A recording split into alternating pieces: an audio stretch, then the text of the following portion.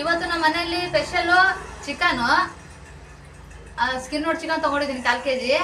ಇದಕ್ಕೆ ಏನೇನು ಬೇಕಾಗುತ್ತೆ ನೋಡ್ಕೊಂಡು ಬರೋಣ ಬನ್ನಿ. ಅದಕ್ಕೆ ಬೇಕಾದ ಸಾಮಾನುಗಳು ನೋಡಿ: 4 ಟೊಮೊಟೊ, 2 ಹಸಿಮೆಣಸಿನ್ಕಾಯಿ, ಸ್ವಲ್ಪ ಕೊತ್ತಂಬರಿ ಸೊಪ್ಪು, ಅರ್ಧ ನಿಂಬೆಹಣ್ಣು, ಶುಂಠಿ ಬೆಳ್ಳುಳ್ಳಿ ಪೇಸ್ಟು, 1 ಚಮಚ ಆಗುವಷ್ಟು ಖಾರದ ಪುಡಿ, ಸ್ವಲ್ಪ ಅರಿಶಿನ. ಈಗ ಚಿಕನ್ನ ಚೆನ್ನಾಗಿ ಕಲಿಸ್ಕೊಳ್ಳೋಣ.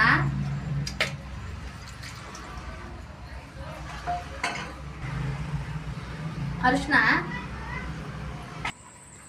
ಖಾರದ ಪುಡಿ, ಸ್ವಲ್ಪ ಎಣ್ಣೆ. ಇವಾಗ ಇದನ್ನು ಚೆನ್ನಾಗಿ ಕಲಿಸ್ಕೋಬೇಕು. ಎಲ್ಲ ಖಾರ ಅರಿಶಿನ ಎಲ್ಲ ಹತ್ತೋ ಥರ.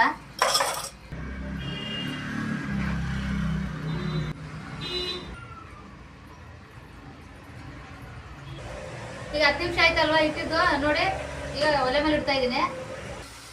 ಇವಾಗ ಅದಕ್ಕೆ ಟೊಮೊಟೊ ಹಾಕ್ತಾ ಇದ್ದೀನಿ ನಾನು.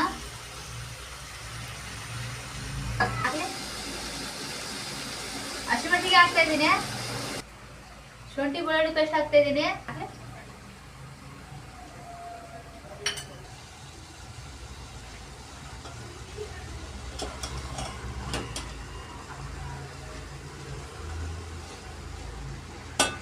ಸ್ವಲ್ಪ ಉಪ್ಪು,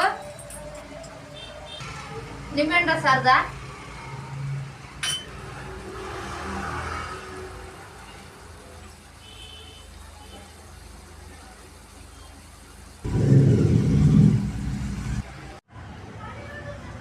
ಚಿಕನ್ ಸಾರು ರೆಡಿ ಆಗಿದೆ.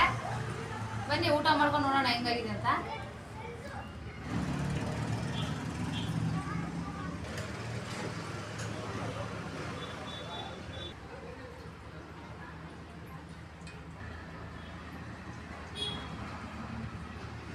ನೋಡಿ ಹೇಗೆ ಬಂದಿದೆ.